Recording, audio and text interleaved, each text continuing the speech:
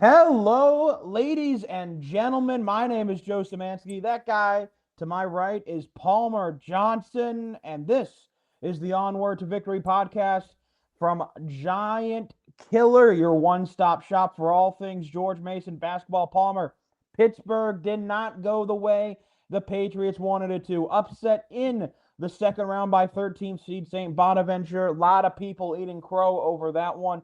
They lose 63 to 57. But Palmer, the season is not over. Mason will get has received an NIT bid. Not only that, they will get a home game against in-state foe Liberty out of the CUSA. That will be tomorrow. This is probably coming up the day of. We're recording this the evening prior, but Palmer, yeah, let's start with Pittsburgh. Disappointing performance in the end there. Mason blows a 10-point second half lead to fall to the Bonnies. Really disappointing fashion. Yeah, that was a rough game. Mason just kind of couldn't stay in front of Asante Bowen, which was pretty bad. They only had 10 turnovers, but Frank Mitchell had 6 steals somehow. Don't know how that happens. Uh, I don't remember them, but I'm just gonna assume that they were entry passes that got Yeah, tipped they out. were all entry passes. Because I don't remember Frank Mitchell being a pickpocket. Uh, and that's just kind of that hasn't happened this year with Mason. I feel like entry passes in the past were really bad. Like I feel like I used to see like guys loading up entry passes. I'm like, oh, this is a turnover. But this year they've been pretty good on them, and it just wasn't. They just weren't on uh, Wednesday, Thursday, uh, Yeah. and yeah, I mean, it was just a kind of a rough game. Menzie hit some big shots, missed some big shots. Little disappointing. Just kind of the season just kind of ended because they were up 10. And you're like, I think Joe would put it out. The teams that shoot on this end of the court, this Mason got the rough rim in the first half. I'm like, oh yeah, and I looked at it later, like you're right, like that was like the only half where that side won, shot Yeah. well. So yeah, it's disappointing. Long played a great game, like Yeah, played a Jahari great was first ten great. minutes. He played an amazing first 10 minutes, and then it's kind of one of those things you realize, like, Mason's not up too much, and Jahari Long had an insane scoring run. Yep. Uh, yeah, I mean, Mason pretty much went. I mean, Mason couldn't really use their bench. Conga got 4 fouls in 13 minutes. Booker played 9 minutes.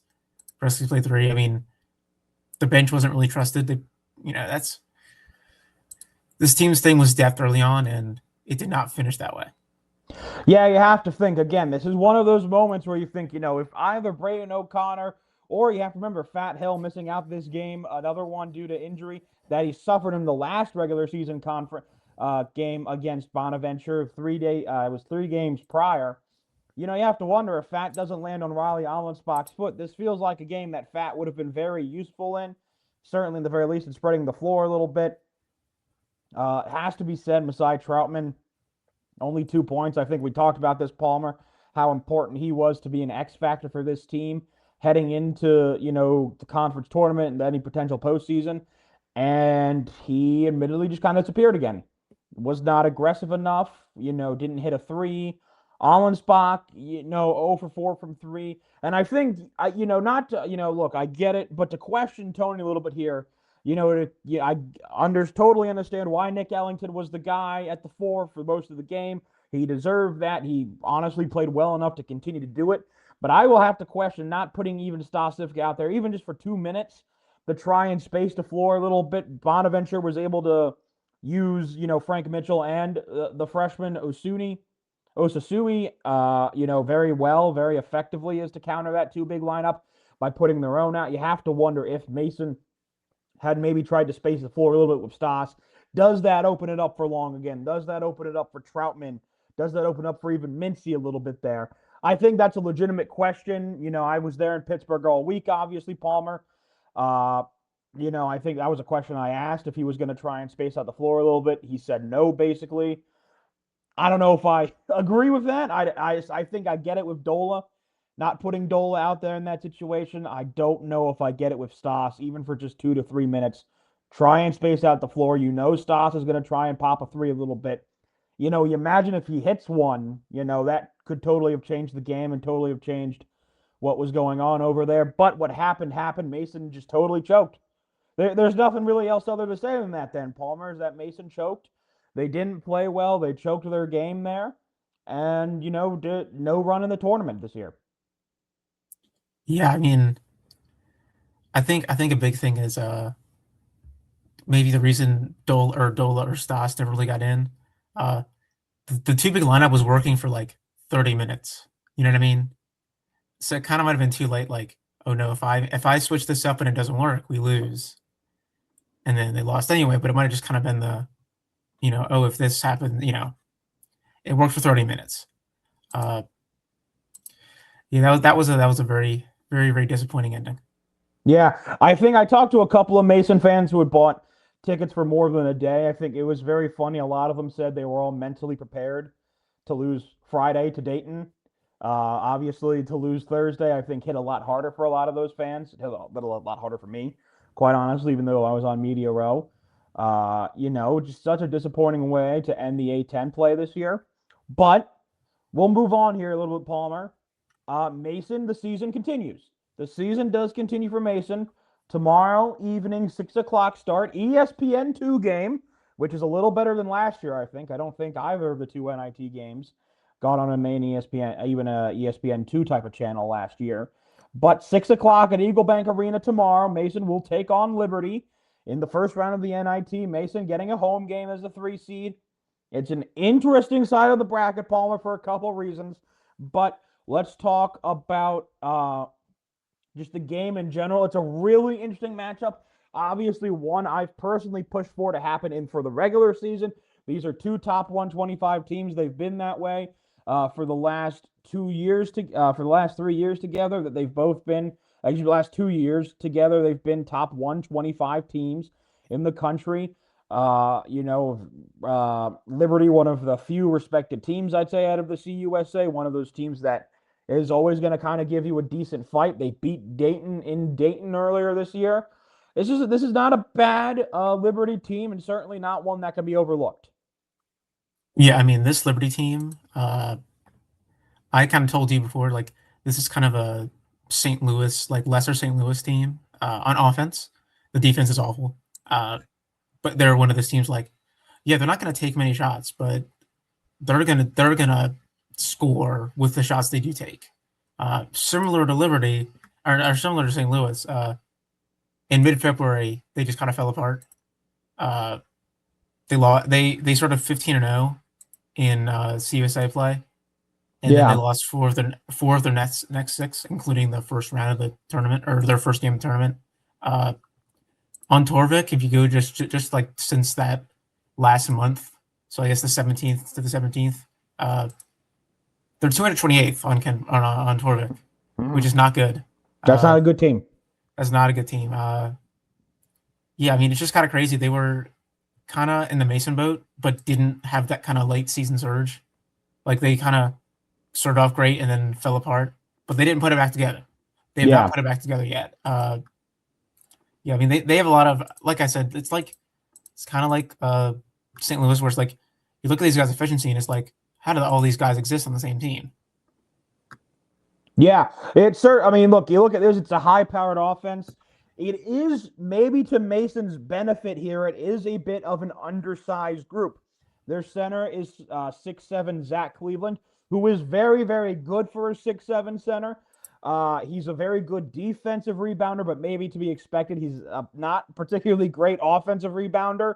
I'd say even for an undersized center, not particularly good there. He's very effective, though. Does not shoot the 3 ball, though, and is only a 51% free throw shooter. Just a very interesting player in general. The two shooters, of course, in the backcourt, Caden Metheny, Brett Decker, two very good. It's an undersized backcourt, though. Both the point guard and the shooting guard, Palmer, are listed at under 6 foot tall. They're led at the point by 6'10" Colin Porter. And then I already mentioned Metheny, who's a 41% shooter from 3, on 226 attempts this year, but he's only 5'11". This is an undersized team, and that undersizedness and that lack of physicality has hurt the Flames at points this season, and certainly I think it's hurt them here in that last stretch, it seems like. Yeah, now that I'm looking more into it, they're kind of built more like a Richmond team with like kind of St. Louis principles, because their center's a 36.6% assist rate. And then they have the two little guards. That's Richmond right there, and the low Yep. offensive rebound rate. That's Richmond right there. Also, they have Ryan Jones, who is this like big time prospect that went to Virginia Tech and did not work out, and it looks like it is once again not working out. Don't know what's going to happen there, because clearly they could use the size. So who knows? They have a lot. They have. I mean, it is kind of crazy. The size is really going to be a factor, I think, in one way or the other. I mean, if you have 2, 5, 10 guards, and I mean, it looks like they play together a lot. They play together most of the time, according to Ken Palm. They do play together most of the time. Yeah, that's gonna. There's no way that's a wash. That is going to benefit either Mason is just way too big for them, or they're too fast for Mason. There's no way that isn't a part of the game. I think I agree with you on that for sure. Yeah, I agree with you on that for sure, Palmer. I will say they're usually their first move, it looks like, is to move in 6'9" backup center Josh Smith back in. You move Cleveland to power forward, but that's kind of their lineup though, Palmer. They go, Mahefny, Porter, Mahefny, Brett Decker, 6'3" small forward, only 190 pounds, and then they go Cleveland and Smith inside, two big guys. This is actually a lineup where I think the two big, the Ellington, Allensbach, Ellington, Conga, Allensbach, actually probably works the best in theory. This is what you want them to do, especially I think when it's Smith and Cleveland out there particularly. I think it would work the best, and then just have Mason's guards kind of just hammer the perimeter. Yeah, I mean I could definitely see that working. I know JJ Harper is like a crazy cutter because he shoots like 70% at the rim, and like 80% of his shots are assisted. So that means he is destroying teams, just cutting to the rim, and he plays at the 4 on a decent bit of the minutes. So I think that could be if he's at the 4. I don't want Nick Ellington chasing him around. He's a crazy cutter. I don't want that guy chasing around. I think this could be a game where Mason kind of does have to, because you can have a center on a forward, and it's not really going to be a mismatch problem for the center. I don't think. If the center's covering a wing, that could get pretty rough. I like Nick Ellington. I'm not sure I want him running around chasing, Gibson, Liberty's Gibson Jefferson. I'm not sure I want him chasing. Yeah, I get that. Yeah, that doesn't seem smart. I think there are a couple of injury questions as well. What's the deal with Fat Hill? We never really got an answer from Tony regarding that. The tournament, obviously, because of the loss. Does Corey Mincy play through his thumb injury? Still, if Mincy does play, what does that mean? We have to look into that. Does that mean he's maybe bought into the program for more than this season? That would be pretty big for Mason, obviously. You have to look at it. You think, the senior's obviously going to play. I think Jahari Long is very clearly in. Riley Allensbach has been used in advertising. I think Allensbach is in. I think the two questions really are Mincy and Hill. Where are those two at? What's that being like? Those I think, are the two main questions injury-wise. But Palmer, if the Patriots do move on, if they do beat Liberty on Tuesday, then it gets a little bit interesting. Potentially a road trip to Reno, Nevada.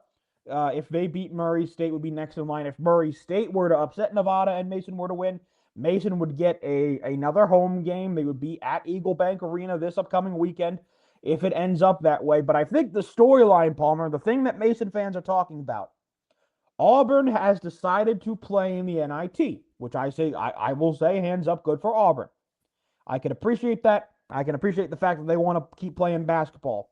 But of course, when you're talking about Auburn, especially this year, Palmer, we're not gonna fluff around it here. Keyshawn Hall's on Auburn, Palmer.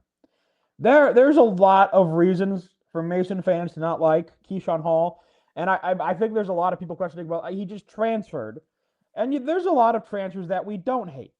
I don't hate Jalen Haynes for transferring. I didn't hate Josh Aduro or take a Gaines transferring when Cam English left for Providence. Uh, you know, there are guys who have moved up who I do not dislike for transferring. I understand it. It's the new age of basketball. Even Baraka, I'm not upset that he transferred at all in any case. Keyshawn Hall, I'm upset because of the way he left and the fact that he quit on the team. Let's not beat around the bush. Keyshawn Hall made up an ankle injury and he quit on the team. He didn't play in the last 2 regular season games. He came in for I think 3 minutes in the tournament game in Brooklyn that year against St. Joe's. Played horribly, and Tony Skinn just pulled his ass right away. I say good for Tony in that regard, and that was that. And then he was at UCF last year.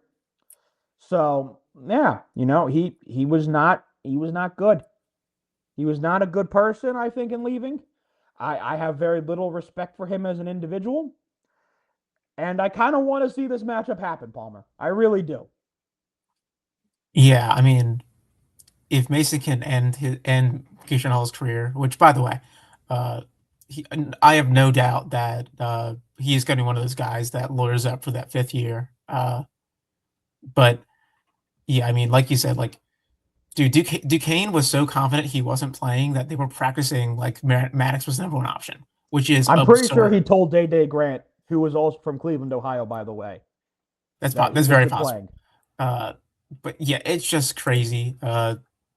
It's just a crazy situation because there's a little bit of a trend. Every team that gets Keyshawn Hall is significantly better the next season. Mason last year, UCF made the tournament this year. They weren't even close last year, and Auburn mysteriously. I know it's Stephen Pearl versus Bruce Pearl, but still, it's a 1 seed that you were still a 1 seed last year, and you missed the tournament. And I think they'll be back in the tournament next year based on trends we've seen. So, it'd be honestly like Mason beating Auburn would be like, it's not like it'd be an insanely high stakes game. Like my comparison, it'd be like beating GW in the semifinals, where like it's not VCU in the finals, but it's like no, this is a massive game. Like Yeah. I'm getting very excited for this. I hope it happens. Yeah. I will say the hypothetical of it has made me more excited. Look, I'm never going to complain about more George Mason basketball. I'm not one of those guys. I'm not going to poo-poo an NIT appearance. I'm just not. Look, I'm just not one of those people. I'm not one of those parts of the fan base. I'm just not. But, I wasn't like jazzed necessarily to be part of the NIT again, especially because I thought we were going to get a road game, quite honestly, from what I had heard. But no, we get a home game. It's against Liberty. That's kind of cool. Fuck those guys. Obviously, as a basketball team, you want to beat any Virginia team that you can. It would be awesome to go to Nevada and get a win. That would be sick to go beat Nevada on the road in that possibility. I would love that. I would still love the chance to play Murray State. That's been a fun under the radar team this year. They were fun. And then, yeah, I'm not going to lie. The idea to play Auburn, to a chance to go to Indianapolis, yeah, I want to end Keyshawn Hall's career. I would love nothing more than to see George Mason end Keyshawn Hall's career. That would make I get it. That's petty. That's dumb. That's stupid. But God damn it, it would make the year, Palmer. It would make the year. It would make that horrific, shitty February worth it in the end. If it meant that George Mason ended Keyshawn Hall's college basketball career. Yeah. I want to know, like, what, dude, what do the coaches, like, what do the coaches say to Keyshawn before the game? Like, what do you even do there? Like, do you just ignore, do you just ignore it? Do you just like Yeah. ignore the elephant in the room? Like, this guy ruined my season by quitting on my team. I mean, there's no players left over from that team. Not even the walk-ons. So there's nothing over there, but it's like, dude, like Drew said, like, we don't hate players for just transferring up, because like that's what college basketball is now. They're just participating in the system. But to leave where it's just like reportedly being a terrorist in the locker room, and then just quitting on the team with 4 games left. Yeah, that's wasn't a great ending. And then it kind of makes you realize, like, oh, I see what's happening now. Maybe we should have seen the warning signs with the you see he lost 40 pounds this offseason. Stories twice a week from everybody. I will always remember his game against Cornell. I lived on campus. I lived in Potomac Heights, so the closest dorm to That Eagle is Bank the Arena. closest possible dorm. And the highlight video was posted before I got back to my dorm, and I'm like, how is this even possible? How would like who is somebody live? Is somebody making the highlight reel like as the game's going on? Which the answer is it had to be yes, because the video was like longer than my trip home. Yeah. So yeah, I mean, look, there's that was a great game, though. He had what 29 points that game. It was fucking. that It was super fun. That yeah game was awesome. I can't lie. That like totally made me buy into the team. That game, but yeah, that was probably the first red flag. That he's like, oh, the highlight film was posted on his Instagram stories 5 minutes after the game. That is probably not a good thing. yeah Yeah, I just it would be such a fascinating storyline. And hey, you know what? If you make it to Indy and you make a run, good for this group. Good for this group and good for this team. I want them to keep playing basketball in the end. So let's go on it. Women's team as well made the WBIT. They will be getting a home game themselves against Quinnipiac on Thursday at Eagle Bank Arena. Be sure to go support them too. They're also looking to try and make a run this year for their own postseason success. But yeah, Palmer, it's a short one, but a good one. We will see you guys after the Liberty game, one way or the other. We will see you guys. Whether that's talking about Nevada or Murray State or discussing the offseason, yet to be determined. We'll see. But for now, episode 19, Palmer. We've done 19 episodes of this. Season 3. When do we transfer over to season 4? Is that like post portal? I think it's like June and everything's settled, and the guys are doing summer practices. Is that when we transfer over? I could do like classes start. I could do like the year like academic year starts, because we probably won't, because we'll probably have like an episode like, I don't know if we're getting any like off season guys like or like a deep off season guys, but like the season like there probably no episodes between like May and August. So maybe that's the season. That's the new season. That's probably true. That's probably true. But for now, that'll do it from us. This is the Onward to Victory podcast from Giant Killer. I'm Joe Samansky. He's Palmer Johnson. Thank you all for listening, and go green and gold.